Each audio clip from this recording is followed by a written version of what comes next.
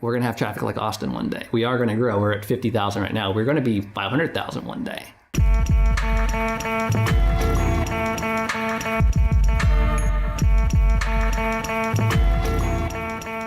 Here in San Marcos, we don't have the gowns, but we have the town and gown conflict. And that is between people who are dealing with the growth that's taking place. But I'm LMC. You're going to get the raw, real me every frickin' day, San Marcos. And I think that's what upset me the most, that no one in the entire neighborhood came to talk to me. And they're fighting each other. The townspeople and the students are fighting each other. And I know some of those people, and they mean no harm. It was just, they're just two passionate sides on the subject, and they're just clashing. Yeah. But if I make these crazy video blogs, cray-cray LMC, in my outfits and zany around with selfies, then people take notice. And like that moment, I think that like flipped the switch in her brain where now I was next on her list. For February, I really wanted to highlight stories about passion, grit, and fate. And y'all, I'm not gonna lie, this has been one of the most challenging episodes to edit. And it's because I interviewed two passionate people with conflicting visions for the city about smart growth or historical preservation. Both sound great, right? Yet we can't stop growing, but we can't throw away our past either. Bring these topics up in City Hall and be glad there's no hard liquor. San Marcos is a unique city in that we have these different social groups. We have students, the students that don't leave, the longtime citizens, our cliquey in crowd, our lonely out crowd. Each group's voice should be heard. Individuals should be heard. You should be heard. Just like all relationships, the one thing I learned from this episode is that how we communicate is critical in how we operate as a community. Communication is key, and we are all responsible for it. Each one of us needs to take action to clean up a mess if we care to have good relations with others. And if those people don't reach out, well, it's up to you to check in with them and say, hey, we may not agree. I understand you're upset and I'm listening. It's like you think people should go to you if there's a problem.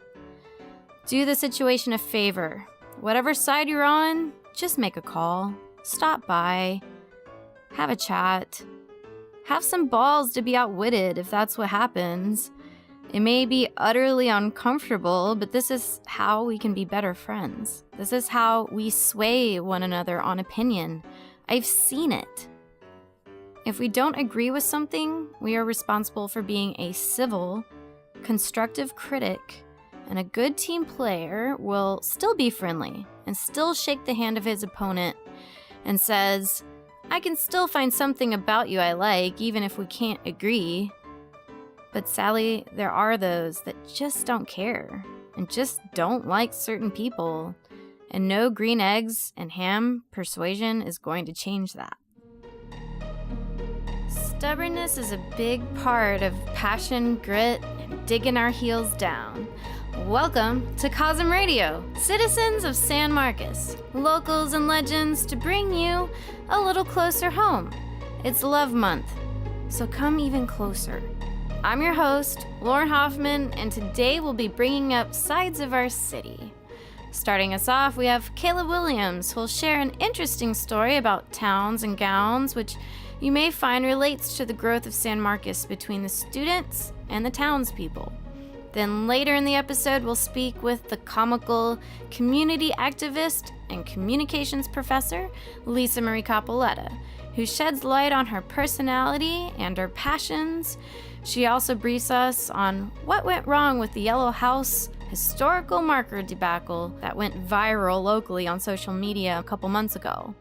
We'll also speak with building contractor Matt Aiken to get his side of the story as well. But first, here's Caleb. So we started out by talking about Lisa Maria Coppoletta. I hope I'm saying her full name. Coppoletta, yeah. Coppoletta? Yes. Okay. All right, I like Coppoletta because it seems like Coppola.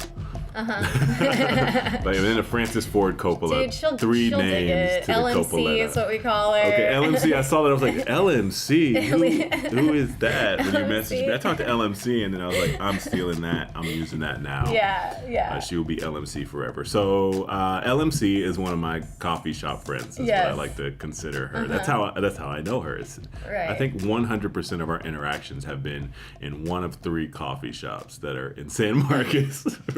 Right. Yep, So I think our last conversation was at Red Bud Roasters. When was this? This was a week before you messaged me about this. Okay, so a week before all this stuff went down. But So I don't know much about what you're talking about, Yeah. but I do know that she came in really frustrated Yeah, into okay. Red Bud Roasters and was talking about the city. yeah. And that's That's not unusual. It's not unusual for anybody. It's not unusual for anybody in any coffee shop. And that's apparently what she was, really frustrated about. So I started asking her, what are you frustrated about? And she was going on about the new Gumby's that's going to be built, right? I think they got the approval for it through the city council. I like Gumby's. I think it's a great idea personally, but I am part of the gown side of town, as well as the town side, because I didn't move here to go to school. Just to give you a brief summary, I'm a full-time graduate student. I have 3 jobs now. I work as a project manager for a IT software company in Dallas, and I also work for Kreitz Market out in Lockhart, Texas. But I'm going through school, finishing my master's this May, with the intention of going on to a PhD in communication. Good for you. All right. So, but I like the city, and the issue that LMC had was something that I hear about frequently, and that is a conflict that's going on between expansion of the town, which is almost always tied to expansion of the university, Right. and certain people who have concerns about noise pollution, real pollution of the river, actual growth, and things that are related to it. And so she was talking to me about that, and I was expressing my desire for the Gumby's. I think I was saying that as well, and she wasn't getting angry about it or anything. No. But so anyway, there's people who are really upset about that, and this isn't the first time in my 3.5 years here in San Marcos that I've heard people upset about the growth of the town. Gumby's is probably coming because of the growth of the student population and the influence that's having. So a week later, after meeting with LMC, you sent me a message saying that you were looking for stories. You had talked to her. Apparently, she had mentioned me. Yeah, she mentioned your name. I didn't realize that you were a communications, professor of sorts. So. Yeah, so instructor. Instructor, And okay. she studied in that field as well, too. Yeah. We studied under the same professor. Okay. So I study under Dr. Beebe. Oh, And- okay. I know Mr. Beebe. I went to Okay. school with his kids. Great. So, yeah. And so he is actually the origin of the story that I'll Oh, talk about. great. He is the one who Super. told me Perfect. this story, because I went in 2015 to Oxford University with him. He has a study abroad program that he takes out there every 2 years. And we study C.S. Lewis, and we also study the meaning of life in this second course, which focuses on other ways of viewing the world, like Sigmund Freud and Viktor Frankl, and more psychology. And then we also study primarily C.S. Lewis, because he's a renowned C.S. Lewis scholar. But I'll get to to that story.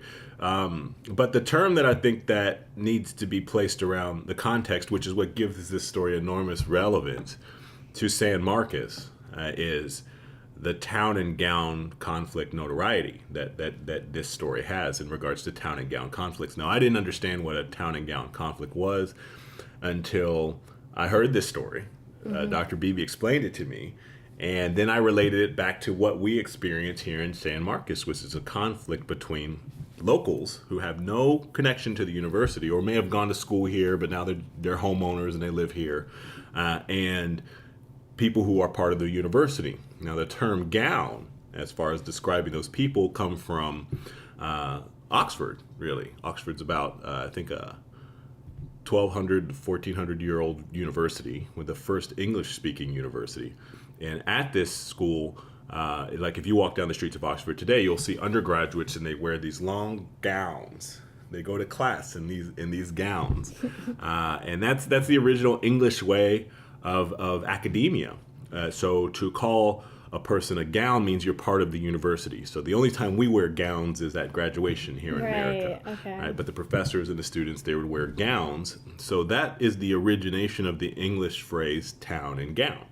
Here in San Marcos, we don't have the gowns, but we have the town and gown conflict. And that is between people who are dealing with the growth that's taking place.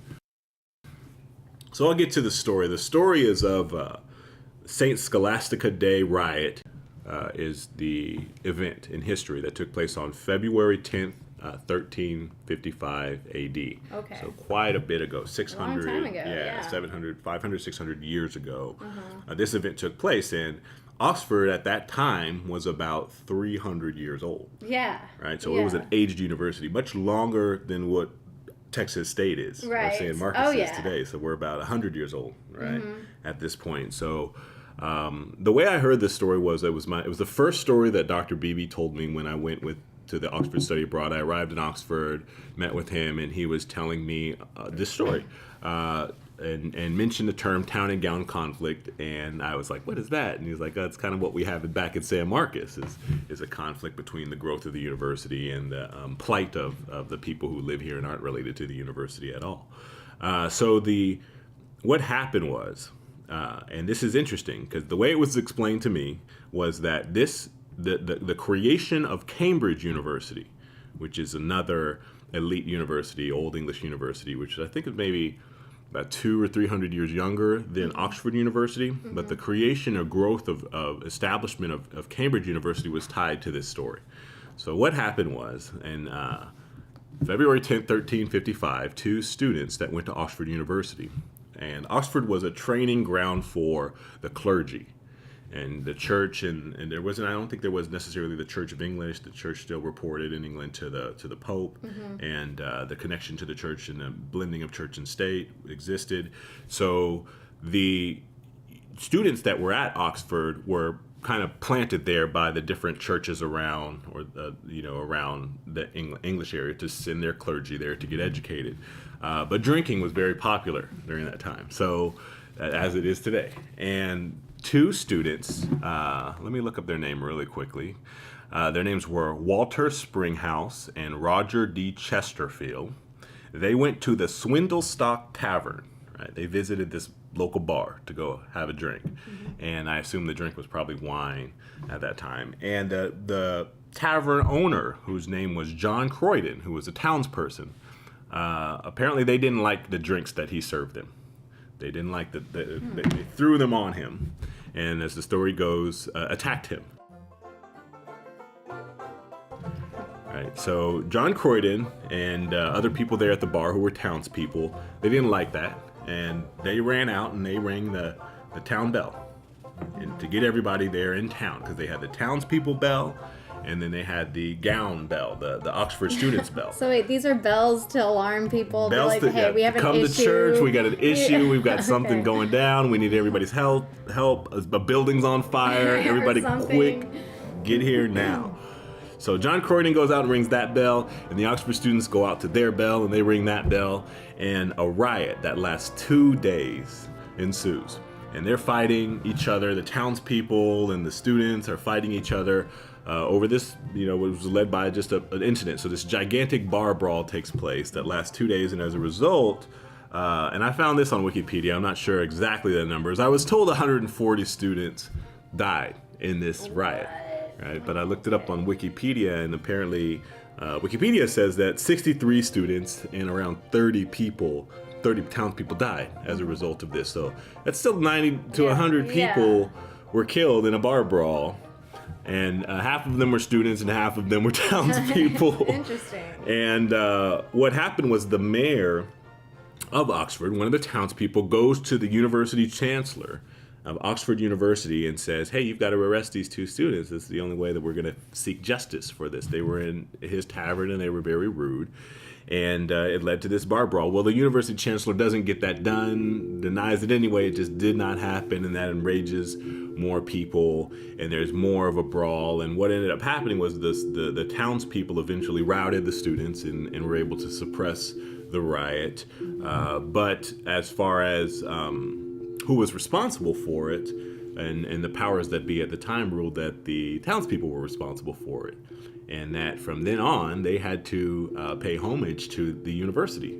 Okay. And as St. Scholastica Day for the next 400 to 500 years, there was a festival every year on that date, February 10th, where the mayor and the council members would then walk through town and would pay money to represent each student that was killed in the Oxford St. Scholastica Day riot.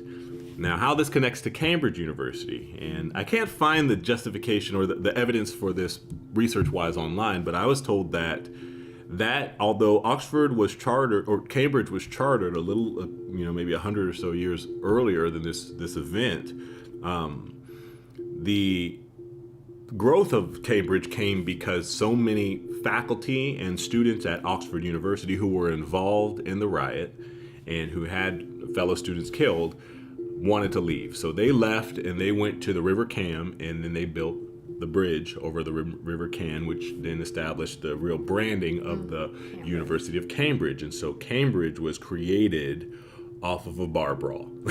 Wow. Now I see how Lisa LMC fits into all of this, like, totally. I wish she was here right now. It'd be interesting to see if there would ever be a bar brawl, but... Well, there is a brawl of sorts that this is... I think it's necessary for people to see that this is not something unique to San Marcos. Yeah. This is unique to towns where the university is the center of town.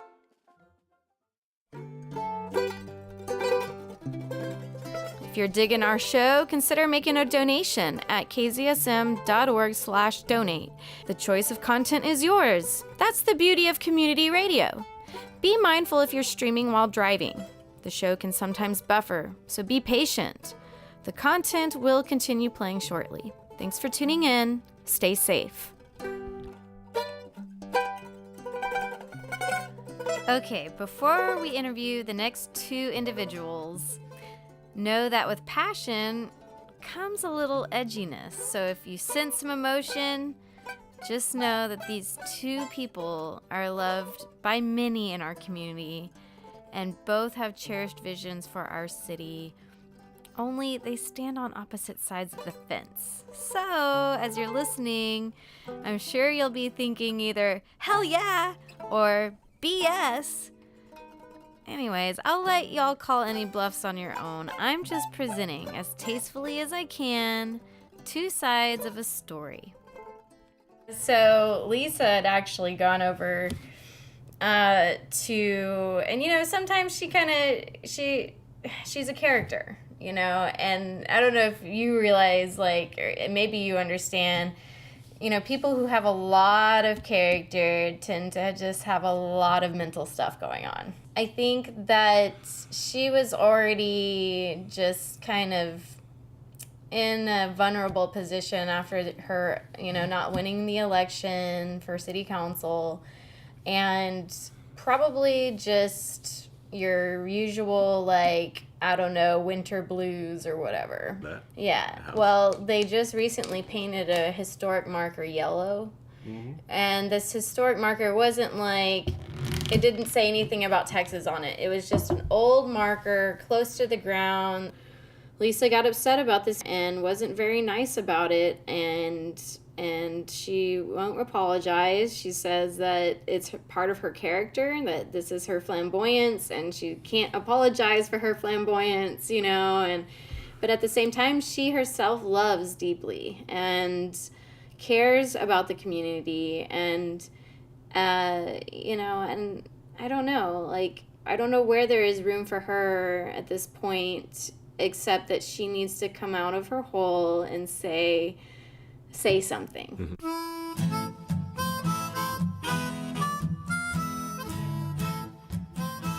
My allegiance is to my town, to spirituality, and to my family and those who truly love me. And I'm always here for anybody. I mean, you guys know I'll give my shirt off my back literally to anybody.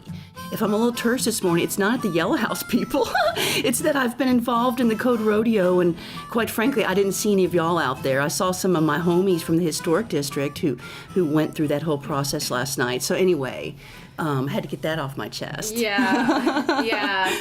We had a sinkhole. The city opened up a white paper sinkhole investigation, and I went with all the heads of city staff a couple days after that Yellow House incident, and y'all are unaware of that. I've been talking about sinkholes now for 2 or 3 years, and recently we had one in San Antonio, and I've talked about the perfect storm, that being the aquifer, the caves, us being on the recharge zone, the escarpment, all the road construction, all the impermeable pavement stuff, and the city opened that up because of all my squawking. The other thing is, I broke the story with Mr. Holder and some drone operators back on December 29th, that tree devastation at Blanco Shoals. It didn't hit the paper till the 15th of January. So to everybody who I'm so glad a video went viral, 5K hits in 72 hours. It's unfortunate these other very pressing issues, I didn't see a lick of one of y'all. Okay, I got that off my chest. Anything else? No, it's just like 3 key stories, that don't. The Shoals video did not go viral. It probably got a couple 300 hits, and that's like thousands of trees devastation. And I'm really glad people got fired up over a Yellow House. Most of those people weren't even my friends on that wall. They were because I keep my profile open, right? And so my friends who know me were responding, but I couldn't keep up with the 300 comments. We'll go backwards in a second. Yeah. But I just think it's really funny that a video of mine gets 5,000 hits in 72 hours, and I've worked on 3 key issues facing our community, and I didn't see a lick of one of y'all hippies out there. Have you always been a high-spirited, stick your heels in the ground, like, I'm gonna do it, stand up for justice and, those sort of things? Yes, I remember like 2 defining moments for me. One, when I was in Girl Scouts and I brought gum undercover on the down low, and I gave it to someone, and they threw the wrapper on the ground, and I got blamed for it, and it wasn't me, and I got kicked out of Girl Scouts for that. So I think that was like the defining rebellious moment. I got accused of something I didn't do, and ironically it was about the earth, right? My other defining moment was when I was basketball, and the guys got to study for finals, and the girls had to have practice, and I threw a fit, and they kicked me off, and one lady, she quit. Why did you throw a fit? Because it wasn't fair that the guys got to study for finals and the girls didn't get to study for finals. That's not fair. Oh, wow. So you wanted to actually study. Yeah. And I thought, hey, athletics is supposed to be good for our academics, and I understood that even as a kid. And I was polite, and then, of course, I probably got sassy because I was a sassy kid. And then I got kicked off. You're born like this, right? Lisa. And then debate, and then I got into debate, and literally, I didn't know the word hang out until like 2 years ago when my husband left. It's true, because I've been such a super geek. I spent every waking like a moment of my time as a high school kid, like 14 hours a day cutting cards from like house hearings on the Comprehensive Test Ban Treaty. I'm very well learned in military strategy. And then I was a college debate coach, and then I was an activist. So I've always been very driven and research based, just like a little dorky geek. Yeah. And so, yes, I've always been this driven. But if I make these crazy video blogs, cray LMC in my outfits and zany around with selfies, then people take notice. And I know even like I love Julia Butterfly Child. I don't know, y'all know her. She's the one that lived in the tree. She's like a real, her and Rachel Carlson are very big. And then Eyes on the Prize documentary, that changed my life. That's why I became activism. When I saw the footage of those kids getting sprayed with the water hoses, I looked at that, my jaw dropped, and I said, I want to be an activist. That was the defining moment. I remember where I was sitting, the classroom, everything. My heroes are Barbara Jordan, Malcolm X, Kwame Ture. Those are my heroes. Those are the people that I model my life after. People who, they've taken a stand, and they're willing to put themselves out there. And people who know me, they know I'll take a fall and it will hurt me before I'll hurt anybody else. Yeah. And people know that about me. So that was very hurtful how people reacted, and to make the assumption that I'm a malicious person was just very hurtful, and it's very inaccurate depiction of my personality. But it's all good. It's been a wonderful lesson for me not to care what people think. But Some more questions about your past before Yellow House, before all the city stuff, before Yellow all House this. Gate. Yellow House Gate. Oh my gosh, that's a good one. I have to get Aiken's opinion on this. Lisa, where's the drum cadence when we need it? Most of my self-concept was all born out of debate. Mm-hmm. And then, of course, y'all know I was in a very abusive relationship for many years. I met this guy when I was 19. He was 34. You know, I cut myself off from a lot of myself being with him out of survival. And I'm just blessed that people get me, my friends and my family. Melissa Derrick's the one that did the intervention. Mm-hmm. She said, don't let him back in the house. He threatened to burn the house down. She said, Lisa, you're an abused woman. Mm-hmm. And she put the mirror in front of my face, and then she let me be and make my own decisions. And that to me is a true friend. They go, here's the mirror. There's something called a Johari window in speech communication. It's like known to self, known to others, not known to self, not known to others. And mine, known to others, not known to self, was wide open.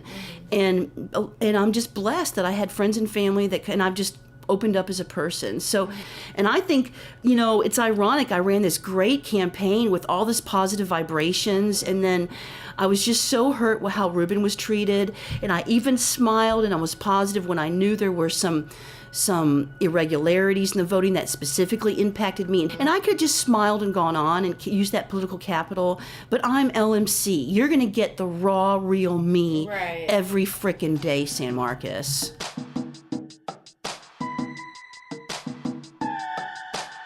Yeah, I remember, was it you who told me, or who was it that somebody was like, you know, if you want to get a protest going with 300 people in an hour, call LMC. That's right.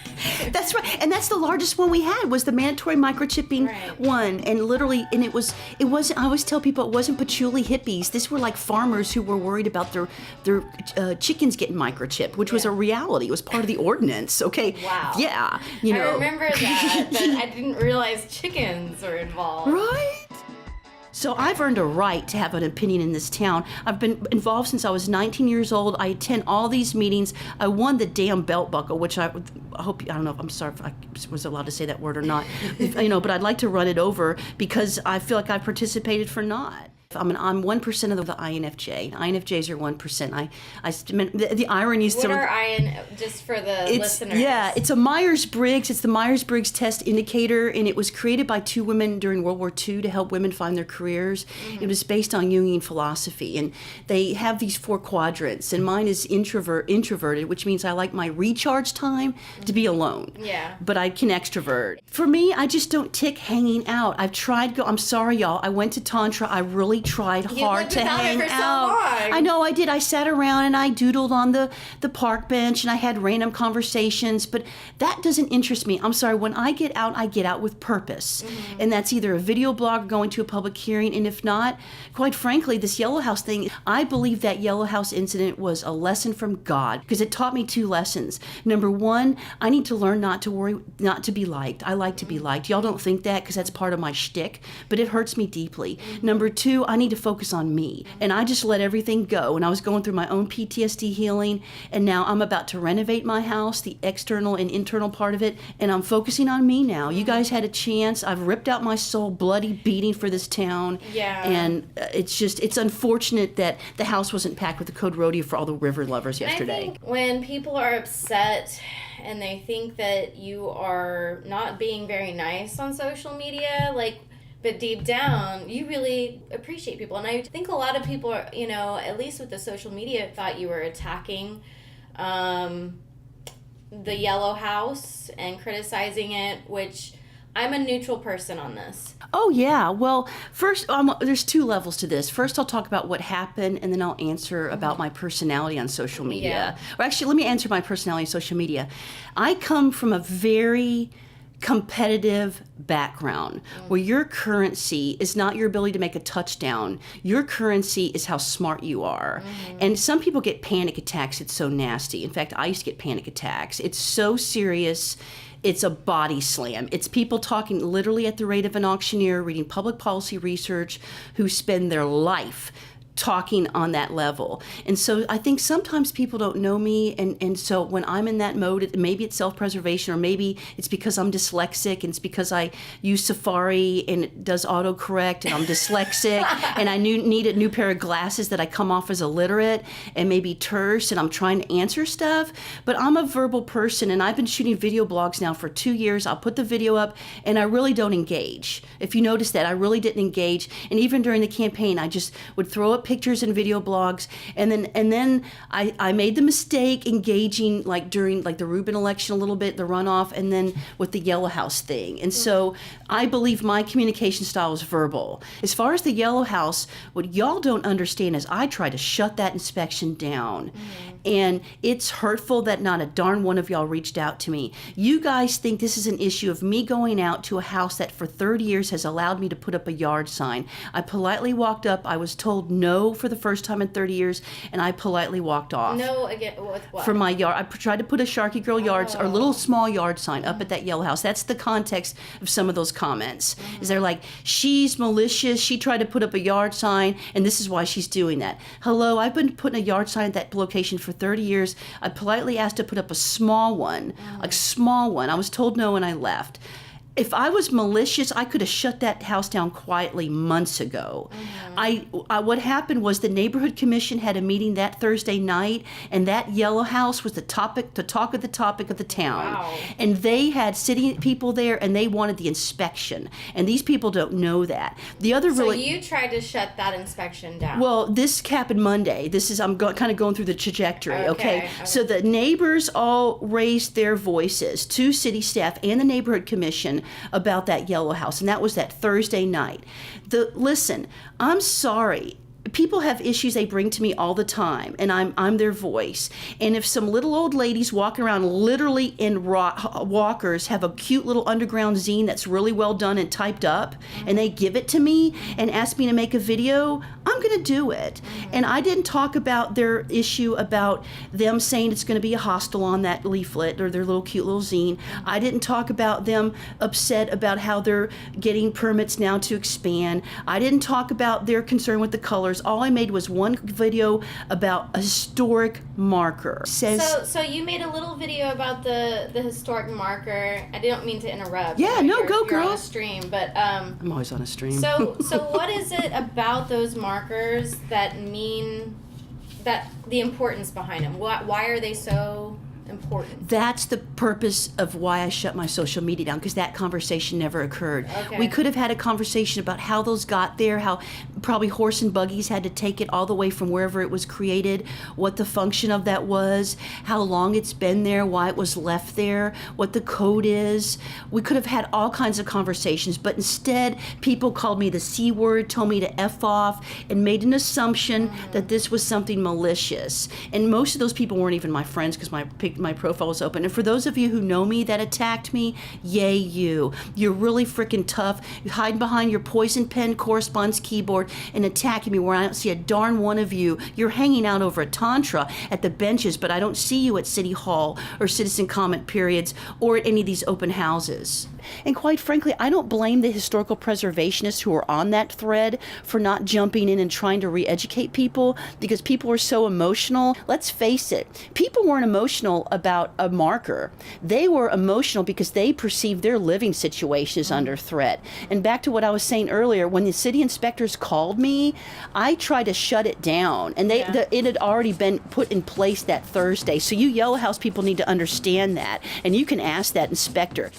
Coming up next on COSMRadio. Well, and then where do we draw the line? What's going to happen? In the house next door is going to be full of frats? Frat boys? We'll be speaking more with Lisa Marie Coppoletta, and then we will move on to our interview with licensed residential contractor Matt Aiken. KZSM.org's live streaming is here to feed the brains of Central Texas with entertaining, educating, and enlightening content, whether it be a music show or creative banter. Stay tuned with us. Be mindful while streaming live in your car. Sometimes content will buffer, but pay no mind. Be patient and the show will continue playing. If not, pull over. Thanks for tuning in. what they're not understanding is that if I did take an issue with the hostel and wanted to make that argument, it's creating a precedent for other unsavory, maybe not so cool people in my neighborhood. Like, even though, see, I think the difference is, Lisa, when I was raised, I had to apologize for being rude to people, and I'm not asking for that, but I think a lot of people on that thread felt kind of like how you feel, and I think it's just a misunderstanding. I was so positive during my campaign, and then I just started unleashing on social media. So that's part of it, huh? Well, it's because I'm fighting for the town, and I know all these little details because I spent 5 or 6 hours yesterday when I could have been hanging out, and I know all these little microscopic, little details at the level of an electron or a proton about what's going on with public policy, and I'm truly trying to protect the river, neighborhood integrity, any Native American artifacts, and I don't know how anybody could deduce anything I did disrespectfully, and I always, if I do something disrespectful and someone says, Lisa, do you realize when you did this was disrespectful? I'm always the first to apologize. So if there's something I did that was disrespectful with the Yale House, y'all tell me and I'll apologize. I'll admit it. And people think I'm one big ball of stubborn passion, but I love people deeply. I don't know how anybody could have been deduced. I mean, how was I supposed to keep up with 300 comments? I would shut it down. It's overwhelming. It was, and I was literally, to be honest, Joe and Jane Public, I literally only went through the thread for 2 hours. In the dark moment where I could feel all of y'all's lovely energy just hitting me so negatively, I thought of Eminem. I'm just still worked up from that meeting last night of how I was shut down by the mayor, but I remember when Eminem performed with Elton John at the Grammys. Oh, that was ages ago. I do and remember it was that. a big scandal. Everybody was mad at Eminem, and I keep asking everybody, why was everybody mad at Eminem? Nobody remembers why they were mad at Eminem, but they all remember his performance, and now he's Skippy and doing well. And so I attribute to that. People will forget, maybe y'all won't. I don't care. I'm not here to please anybody. Mm-hmm. It hurts my feelings that people don't like me because you're right, I truly do love people, and I do it because I care about my town. I take ownership, and I wish more people took ownership over their community. Well, I even gave my phone number on that thread. I said, call me. I know I was sassy. I'm call me LMC, and I was being funny and all. But literally, a lot of y'all know me. Have you reached out to Matt Aikens at all? Have you reached Why would I want to do that? Why would I, if he refused to let me put up his sign? And Matt and I have run into each other since then. Yeah. So why can't Matt reach out to me? Why, if I'm trying to help him and shut an inspection down on his property, at least he could pick up the phone and go, LMC, thanks for doing that. Yeah. It comes to my understanding that you've actually tried to help my tenants. And Matt and I are always on, the public needs to have context. Okay. We're on opposite sides of the political issue, and perhaps the hippies in the Yale House are unaware of those issues because I never see them at those public hearings. Yeah. Put yourself in my position. Do I really want to go, hi, I'm here to bridge build? Seriously, unless someone wants to, if one of y'all want to come get me, I'll go over and go, hi, Matt, can we have a sit down? And we'll have a cup of coffee, and I'm sure we'll be friends. Usually, my best friends and I were in arguments before. And so that would be my challenge, is for someone to reach out and bring me over to be a liaison. Because of your natural ability to debate, it's almost like you're using that as a way to make relations with people. It's because of those arguments that you get to know people, and you end up liking them. I do. I love people. Strong opinions. I love to communicate, and I love to hear people's opinions, and I'm always the first to admit when I'm wrong. I'm always the first to compliment people. So when I'm on customer service line, I always ask for a supervisor to go, hey, that person did awesome. So, and people always say, oh, you complained, or you No, I don't. I provide a lot of proactive solutions, and when I snap, it's because I've really tried.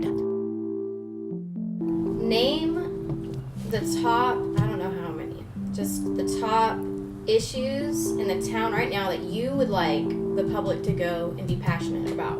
Sinkholes. And why? Because we have. You kind of explained it. Yeah. It's like ticking time bomb for sinkholes. But have we talked to a geologist? Have we gotten documentation that these sinkholes are getting bigger, or are we working on this? Yeah, we just did a tour. The city said, first they said they were going to show me the sinkholes, and then they said I was supposed to show them the sinkholes, so I wasn't sure what was going on. So I reached out to many people in the community. It wasn't the Lisa Marie Pony Show. I started calling people, and the only one who could answer the call on such short notice was Bob Holder, and he found 6 of them. I only knew of 1, and it's right behind my house. Okay, that's the first issue. The second issue is Native American human remains, and that's completely tied into the HEB on Hunter Road, as well as what's going on, what happened at Capes Camp. And we need to stop development over the recharge zone and quit building multi-housing in my neighborhood. And I'm sorry, Yellow House people, that includes you. I love every one of y'all in that house, and I'm glad it's y'all that have great living situations and it's cheap for you. But my worry is that Hopkins is going to be full of drunk frat kids disturbing my neighbors. What about the gentrification? Because I remember that really hurt your feelings when you went to city council to talk about Gumby's, but nobody stayed for the African American community. You're very thoughtful for bringing that up. And it's one of those things, I do so many issues, I forgot about it. So I stayed, and it was literally only me and Ollie Giles and one nice young man. It was only Ollie and I that were speaking for Dunbar, because right now 2 apartment complexes are going to hit, and all they say is that zone, that's well, you know what, there are residences that live over there in Dunbar, and now y'all are going to build 2 big student housing, and you're going to flood out that neighborhood. And Ollie Giles had a bunch of documentation, and she's been active in this community, and I appreciate you bringing that up. So where were the Yellow House people for that? This stuff is posted online. We live in the digital era. Here's a tip. Why don't you guys go to the city website once a week, pull the calendar, go to the agendas, and get involved, and not rely upon just a couple of people, because before it was Melissa Derrick that would do it, or it was me that's do it. Now she's elected, and I'm done. I'm working on my career. I'm going to still see the Code Rodeo through, because I won the belt buckle, and I have invested 3 years of my life in it. And I'm going to go speak at the mic next Tuesday about a couple things, and I'm going to continue if I'm drawn to, I'm going to do it. So my passion is grounded in robust research and sit downs. And this is why I've been in such a good mood, San Marcos. I've been in a great mood since all this happened, but I spent 5 hours of my life yesterday at a Code Rodeo that was a complete waste of my time, because I care about the river and history, and I asked for a stupid tree board and I can't get it. And when people like Austin Van Zandt, God rest his soul, were sending in letters for that. So for this man's legacy, can we get a damn tree board? Well, that's it, Lisa. I just wanted to kind of get that out there so people will know you on a more intimate level, instead of just perceiving you and saying, oh, that Lisa Marie Coppoletta, she's crazy or whatever. Cray-cray's here. I love you, San Marcos, and you know that, and people who know me know I have a great sense of humor, who've hung around with me, right? Yeah. I mean, for real, you know. I've done lots of stuff that y'all don't know behind the scenes. So, but you're so super cool to give me an opportunity to talk, and on this, what is it, Tuesday morning at 10 right now? Now I'm awake and ready to go teach class. Yay. Okay, well, that wraps it up. All right, man. Peace out, San Marcos. I've been jokingly calling this Highway 80. I stopped calling it Hopkins. It's Highway 80. And in a couple of years, that traffic, it already backs up to Scott Street. And this is Matt Aiken. He hates traffic. Yeah. That's when I start getting really upset. Okay. Because people talk a bunch of but they don't do anything. Because I think I bust my ass walking and riding my bicycle and not driving as little as I can, and actually practicing what I preach. And lots of people don't practice what they preach. He's a licensed residential contractor, and he's pro-development. You could have 300 people living right there, and hopefully they'll walk and ride their bicycles places. That's my entire goal. That's the reason that this house is right here, and why I bought this house is because it's close. The 7-minute walk to downtown. Or you could have 300 people living at the end of Belvin Street, and then that's 300 cars 4 times a day. That's 1,200 trips going down Belvin Street, and I don't think they're thinking that far. Matt's the owner of the infamous Yellow House. Okay. We're not at like a functioning co-op, Okay. but we're probably the closest that San Marcos has right now. There used to be a co-op on Hutchinson Street called the Whole Life Co-op. So we're probably the closest thing to that's actually going on. I honestly think he was a little skeptical of me. I mean, I don't blame him. I saw him wincing a few times during our interview. I mean, sending a random text message asking if I could interview him about LMC and development, and then putting a microphone in front of us isn't really getting to know one another. And let me come clean. I know Lisa, and I like her. We can hang. On the other hand, I don't know Matt, and he doesn't know me. But I enjoy listening to his counter arguments, and he makes some excellent points in his vision for San Marcos. I'm curious to know the concept behind the yellow. The yellow on the outside of the house? Either or, yeah. Well, most of the colors inside the house are just the paints that you get at McCoy's or Lowe's that are the oops paints. So someone ordered paint and they didn't like it. And so they discount it like 50%. So most of the colors you see are just those. Like very few of these colors I've picked out. I think this color I had made, and that orange I had made, and that mustard in the foyer. Everything else is just, I just buy big cans of paint for like $10. Okay.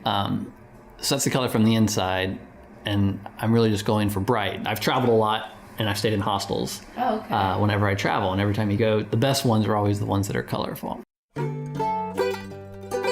If you're a fan of farmers markets, come check out our KZSM booth on Saturday mornings from 9 a.m. to 1 p.m. in San Marcos, Texas. If you can't make Saturdays, you can still help support the station by visiting kzsm.org/donate to help. Where were you when all this happened? And I don't have Facebook, so I didn't even know what was going on for a couple of days. And I think that's what upset me the most, that no one in the entire neighborhood came to talk to me. I wanted to do the story partly with Lisa because she's a character and she has a lot of passion. Now, not everybody might agree with her. We can all say that she's passionate. And so naturally, because I interviewed her pretty recently, it just happened that the latest issues had kind of come up. And she was talking about the yellow marker, and I know that had a big to-do on social media. The day that video, or the day after that video came by, like all these cars were like driving really slow, like with old people in them.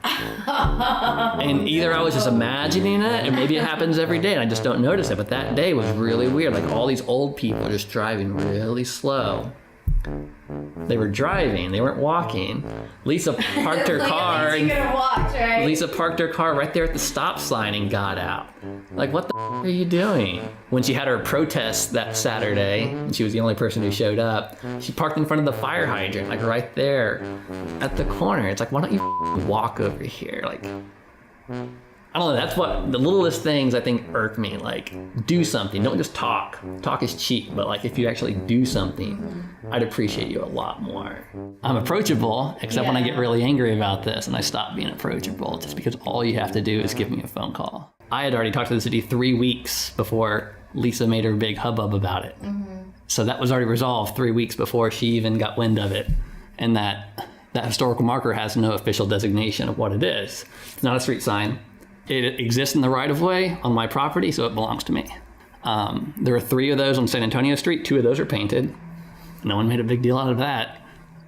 There's one more block over. Mine was actually leaning over in the dirt, covered in dirt, and it's trash. It looked like trash.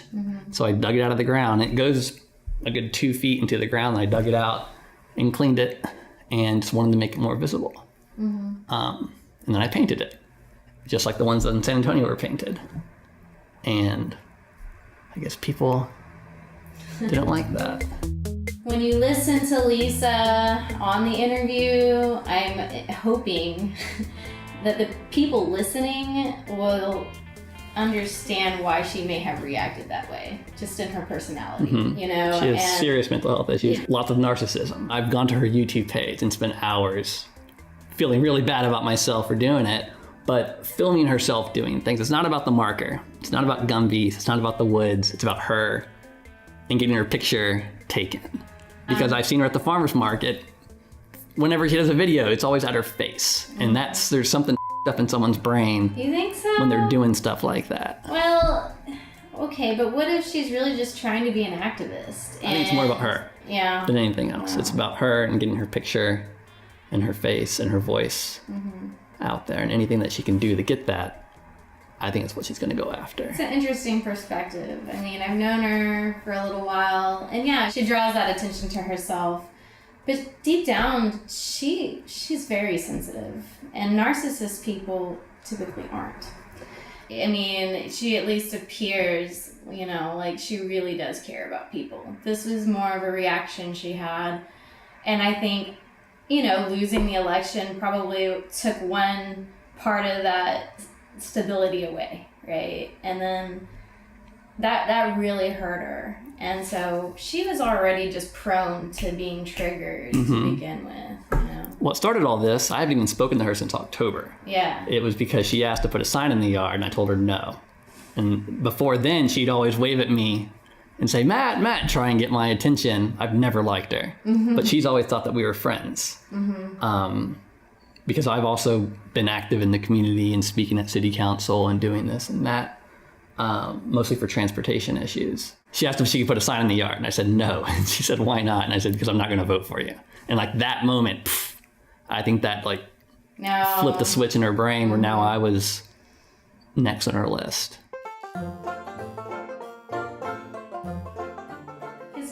She's like licorice. People either really like her or they really don't. And what is it about her that you just don't like? Before all of that happened. So the yelling, the stupid limericks that she does. The limericks? Limericks. Like little rhymes? Yeah, like in city council. Oh. That, I don't understand how someone could spend hours on their smartphone texting on Facebook. That really bothers me. I don't have a smartphone, I don't have a Facebook. Yeah. But from what I was told about this whole thing on Facebook, it was like every 5 minutes. It was bad. And I don't know where someone gets the time to do that. And that She didn't have time, and you know what? That was part of it. Like, she didn't have time.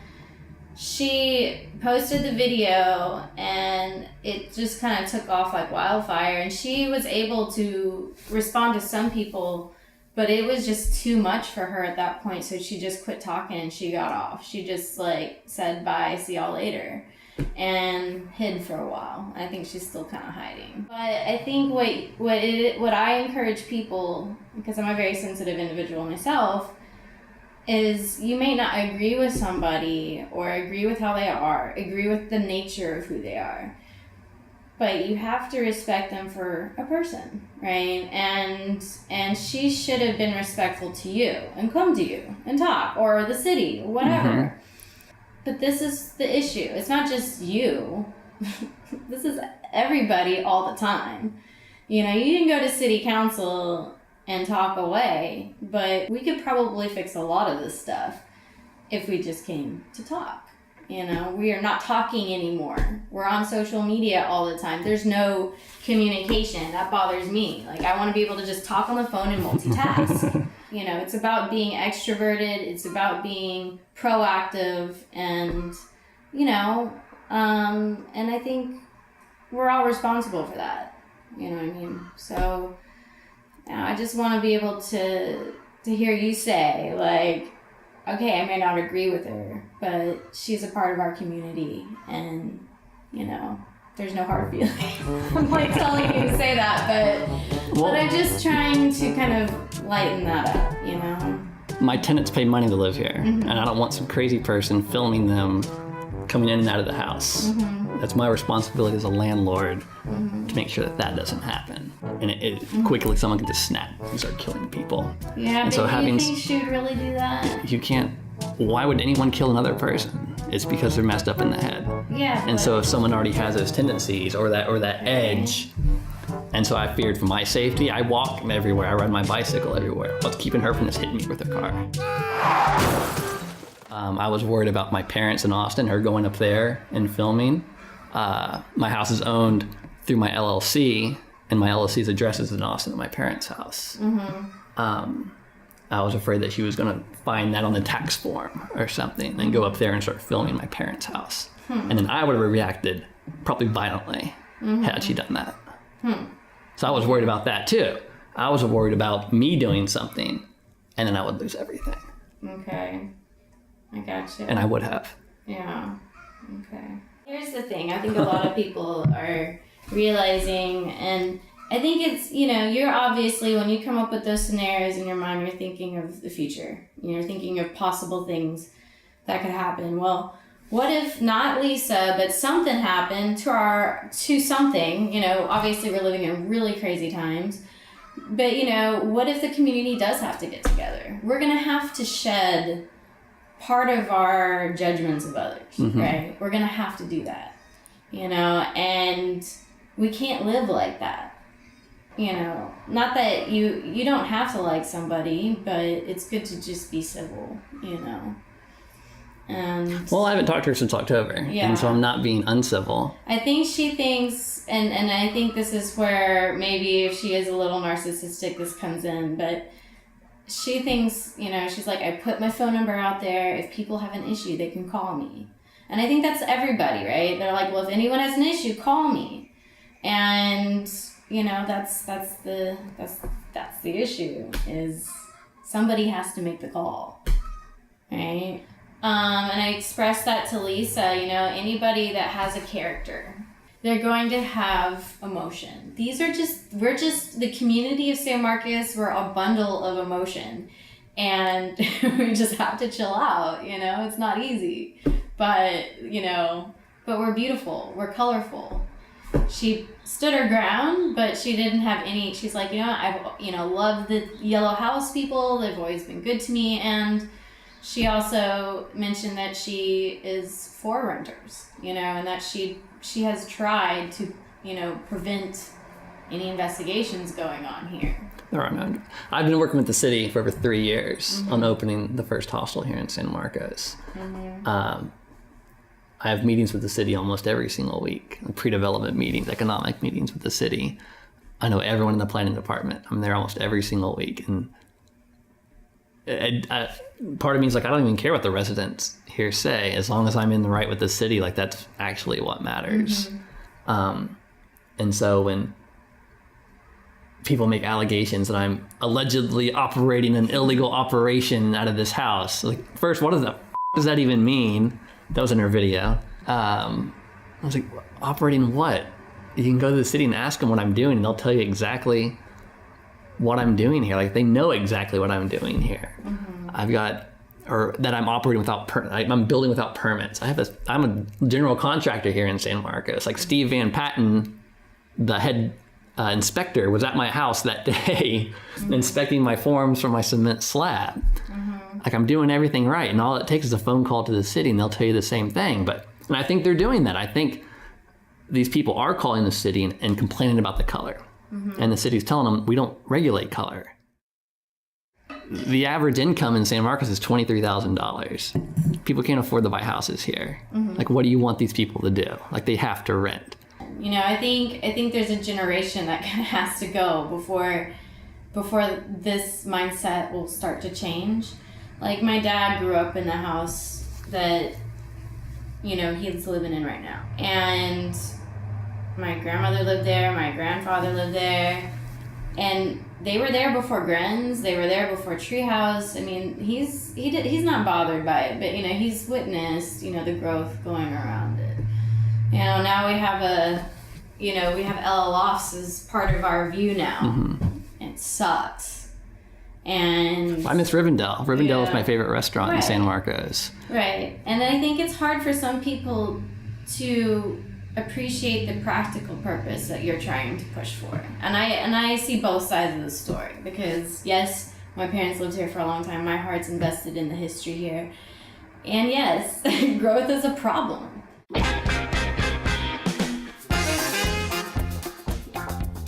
Okay, I have to make this conclusion quick. Big thanks to Kayla Williams for enlightening us about the Town and Gown riot. Lisa, you're still loved, and I know you wouldn't run over anyone in your car. And Matt, I'll be sure to walk over and bring you some lemonade if you're slaving away in 100-degree heat hammering that house. That's how community works. Thanks for tuning in to KZSM.org's live streaming, and catch COSMRadio each Sunday from 3 to 4 p.m. and like our Facebook page. Peace out. Where was I going with that? Oh yeah, that the yellow isn't keeping character with the historic district. What the is out my window right there? That's a strip mall. Like, what are they talking about? This house isn't historic. Yeah, I'm kind of curious. There's to a know fucking how mad they strip were about mall. that. I don't know. That's a good question. That's a really good question.